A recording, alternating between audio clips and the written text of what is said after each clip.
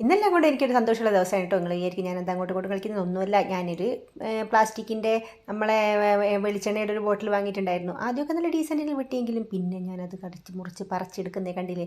നായ്ക്കുട്ടീൻ്റെ കൈ കിട്ടിയാൽ പോലും നായ്ക്കുട്ടി ഇങ്ങനെ കവറൊന്നും പൊട്ടിച്ച് ചാടൂല കേട്ടോ. പക്ഷേ എനിക്ക് ക്ഷമയില്ലാത്തതിനെ കൊണ്ട് ഭാസ്കര ഞാനത് പൊട്ടിച്ചതാണ്. അപ്പോൾ അങ്ങനെ എനിക്ക് 2 കുപ്പിയാണ് ഞാൻ വാങ്ങിയത്. 2 പ്ലാസ്റ്റിക്കിൻ്റെതാണ് കേട്ടോ, കുപ്പിയല്ല. അത് രണ്ടും നമ്മളെ വെളിച്ചെണ്ണയ്ക്ക് വേണ്ടി വാങ്ങിയതാണ്. പക്ഷേ ആ മൂടി ഞാൻ കുറേ ഞെക്കി വെക്കുമ്പോൾ അതിപ്പം തന്നെ അതിൻ്റെ പരിപ്പൂരിയിട്ടുണ്ട്. അത് ശരിക്കും പറയുകയാണെങ്കിൽ പ്ലാസ്റ്റിക്കിൻ്റെ തന്നെയാണ് ആ സാധനം. അപ്പോൾ പെട്ടെന്ന് പൊട്ടിപ്പോകുന്നുണ്ട്. ഇതാ നമ്മളെ കുഞ്ഞൂട്ടനെയും സിദ്ധൂട്ടനെയും കൊണ്ട് നമ്മൾ ഇതാ മുടി വെട്ടാൻ പോവുകയാണ്. കുഞ്ഞായി സുരേഷ് ഗോപിയുടെ നോട്ടം കണ്ടില്ലേ നിങ്ങൾ.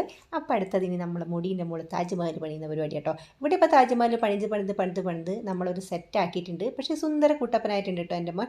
ഇന്നെല്ലാം കൊണ്ട് സന്തോഷം എന്ന് പറഞ്ഞത് ഇതാ നമ്മളെ മേലെയുള്ള ദിയ വന്നിട്ടുണ്ട്, വീടിൻ്റെ മുകളിലുള്ള. അപ്പോൾ ദിയനെ കണ്ടപ്പോൾ ഭയങ്കര സന്തോഷം. കാരണം ഓളാണ് ഇവിടെ ഒച്ചയും ബഹളമൊക്കെ ഉണ്ടാക്കുന്ന ആൾ കേട്ടോ. പിന്നെ ദേവനും ഭയങ്കര സന്തോഷമായി. എല്ലാം കൂടി ഹാപ്പി ആയിരുന്ന ദിവസമായിരുന്നു. അപ്പോൾ tata bye bye, see U.